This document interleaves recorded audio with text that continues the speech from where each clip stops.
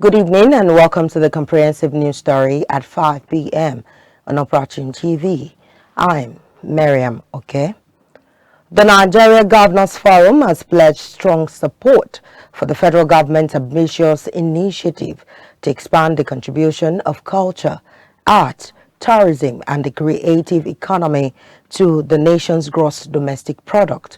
At their meeting in Abuja, the governors endorsed the federal government's strategic roadmap, which aims to increase the sector's GDP contribution to $100 billion by the year 2030. Governor Muhammadu Yahya of Gombe State, reading a communique signed by Forum Chairman Governor Abdurrahman Abdurrazak of Kwara State, says the governors deliberated extensively on the sector alongside other national issues, including security. He explained that the presentation by the Minister of Art, Culture and Creative Economy, Annatu Musawa, delivered on her behalf by the Director General of the National Council for Art and Culture, Obi Asika, highlighted key reforms to strengthen intellectual property, expand tourism and elevate Nigeria's global profile. Meanwhile, reports indicate that the Federal Executive Council has approved the establishment of a creative and tourism infrastructure cooperation under a public-private partnership model. However, the new corporation will channel investment into infrastructure that can unlock the immense potential of Nigeria's creative and tourism industries, enhance job creation, and expand the country's soft power globally.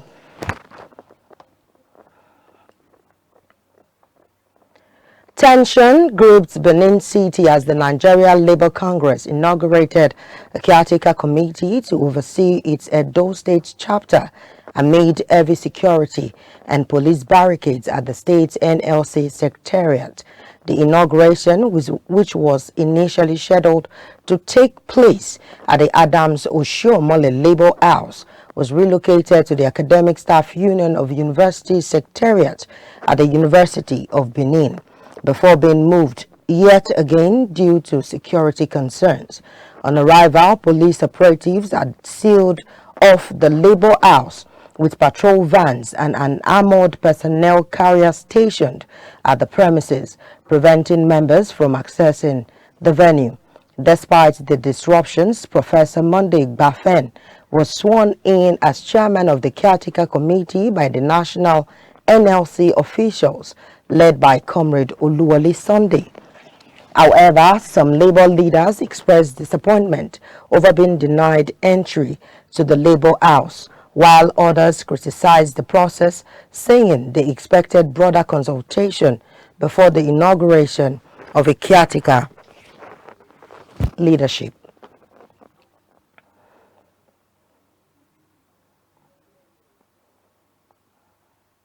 Moving on, the People's Democratic Party has announced plans to formally inaugurate its 2025 National Convention Organizing Committee.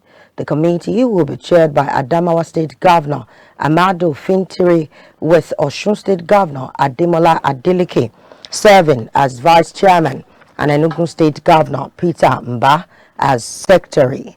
According to the party's National Publicity Secretary, Debo Ologunagba, the inauguration will take place at the PDP's National Secretariat in Abuja. The party's leadership has urged stakeholders nationwide to remain united, disciplined and focused as the PDP prepares for its elective national convention later in Ibadan, the Oyo State capital.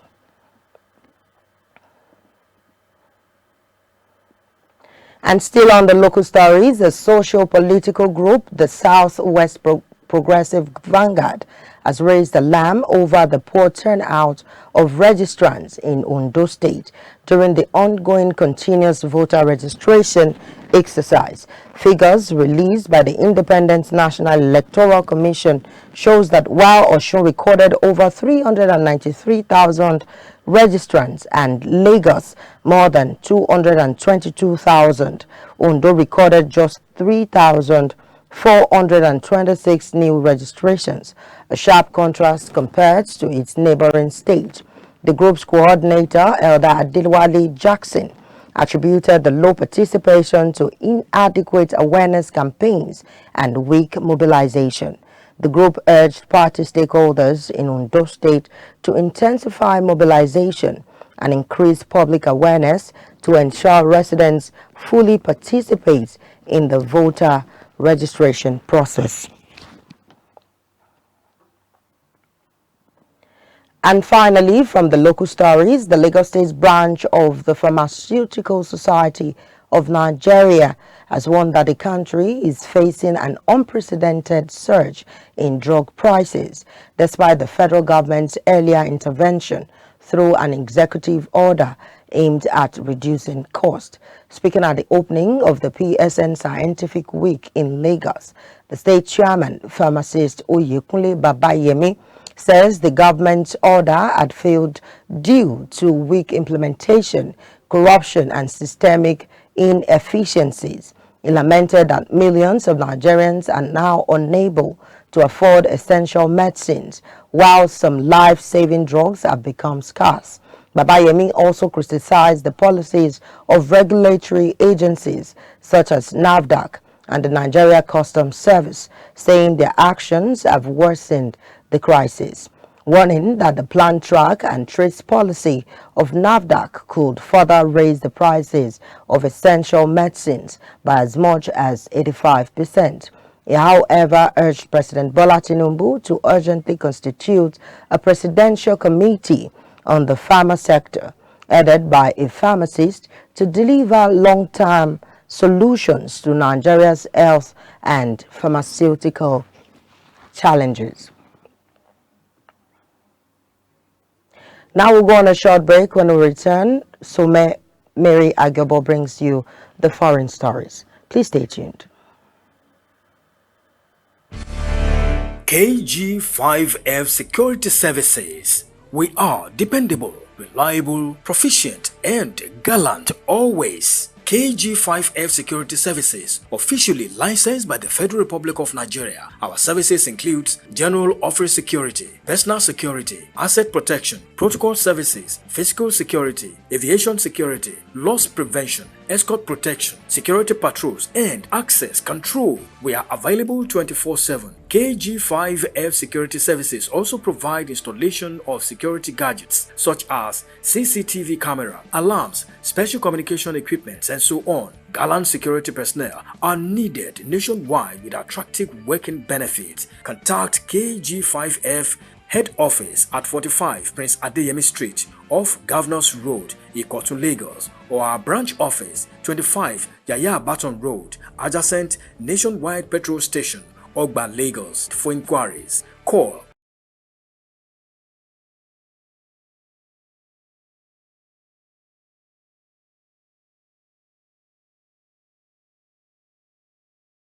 F Security Services to serve and protect.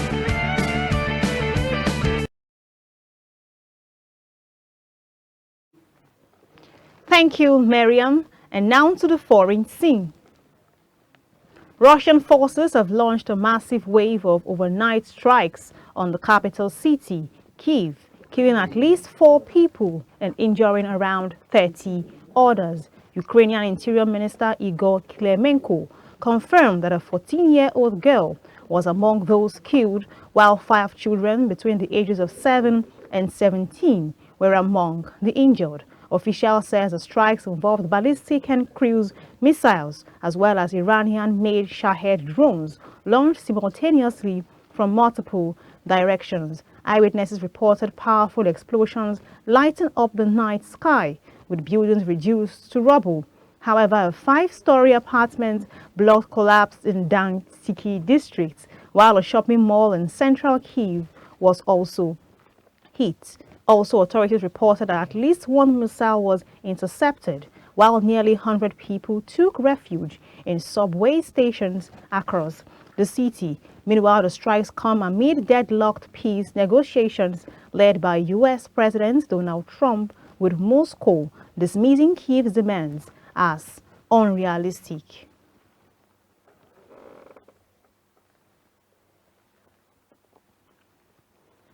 Moving on, authorities in Tripoli, Libya have arrested 2 Nigerian nationals accused of carrying out multiple robberies within the city. According to reports, the suspects, both undocumented migrants, were captured following surveillance footage that allegedly linked them to a convenience store robbery. Migrants Rescue Watch, an organization monitoring migrant-related cases, confirmed the arrests, stating that the suspect had been connected to a series of break-ins and thefts targeting commercial outlets. Meanwhile, the case has since been referred to the Libyan public prosecutor for further investigation. And now to the world of business. The Nigerian Immigration Service has announced an upward review of international passport fees effective from September. A 32-page passport with 5-year validity will now cost 100,000 naira, while a 64-page passport with 10-year validity will cost 200,000 naira, both representing a 100% increase from current fees. The service explained that the review applies only to applications made within Nigeria, while fees for passports issued abroad remain unchanged at $150 and $230 respectively. Officials says the increment is aimed to improving the quality and integrity of Nigerian passports, while ongoing reforms such as home delivery of passports are designed to make the process easier for citizens. Meanwhile, Nigeria's passport ranking has also improved globally, rising to 88th position in the Henley Passport Index, the country's highest position in 11 years.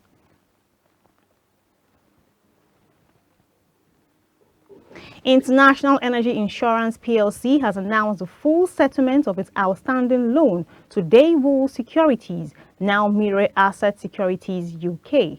The loan, originally valued at 1.85 billion Japanese yen and due in 2028, was transferred to Noreberga Advisory Partners Limited after approval at the company's annual general meeting earlier this year. The settlement, according to IEI, demonstrates its commitment to financial restructuring and stability, even as its 2024 audited financials are still under review by regulators. In 2024, the company, however, reported a negative shareholders' fund of 7.7 billion naira, with total assets valued at 19.5 billion naira.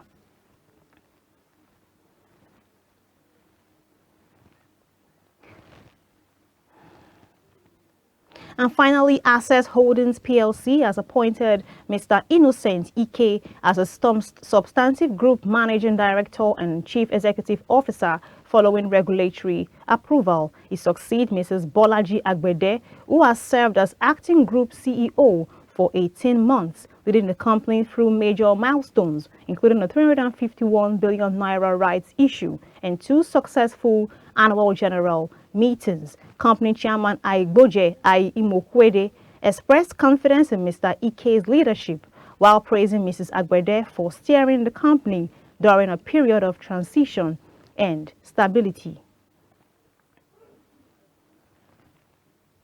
And now I'll be handing you over to Miriam to give you stories from the world of sports. Please stay tuned. Dear Nigerians, let us come together to help Miss Lydia Ogunbayi to raise 7 million naira for her surgery and other medical expenses. She is currently on admission at the Lagos State University Teaching Hospital, LASUTH, awaiting surgery. Please send your donations to account name Ogunbayi Mary Ayonwumi, account number 309-440-6518, Bank First Bank. Coming together to give Miss Lydia her life back is the most important thing at the moment. May we all be rewarded for or kindness. Good day everyone, my name is Lydia. I'm a 18 years old sickle cell patient battling with progressive massive anxieties caused by constrictive pericarditis, which the solution has said to be surgery, and the cost of the surgery is said to be 7.3 million naira. I'm currently on admission at the hospital and I need your help to help me regain my full health back. I'm open to any inquiries or information you might need about me. Thank you and God bless you for your support.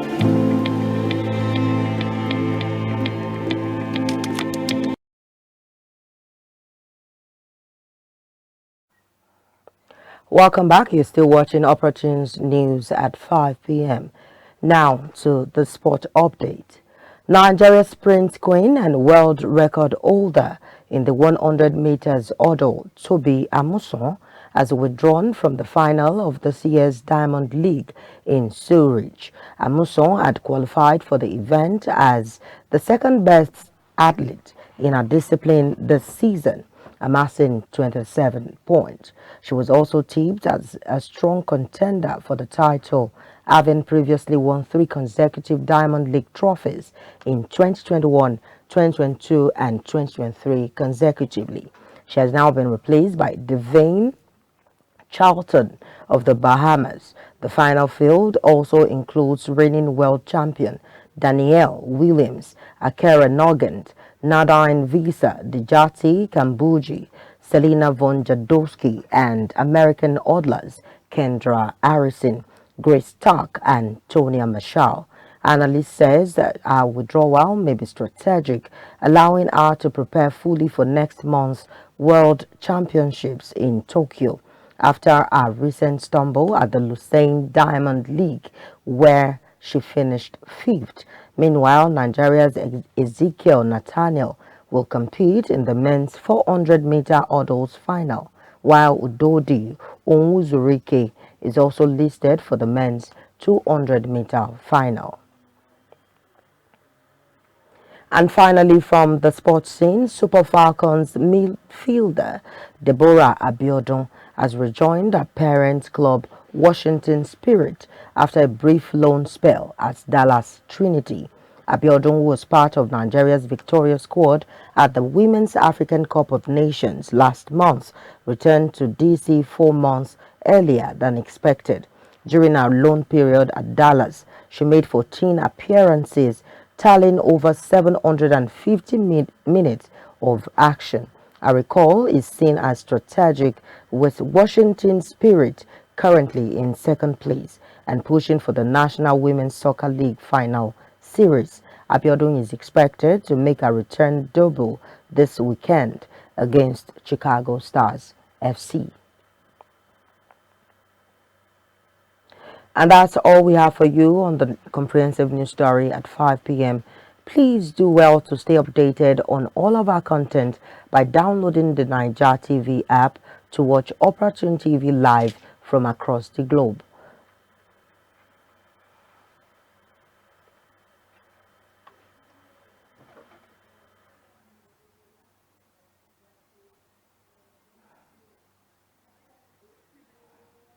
Many thanks for watching. Have a lovely evening. I am Miriam, okay? Bye-bye.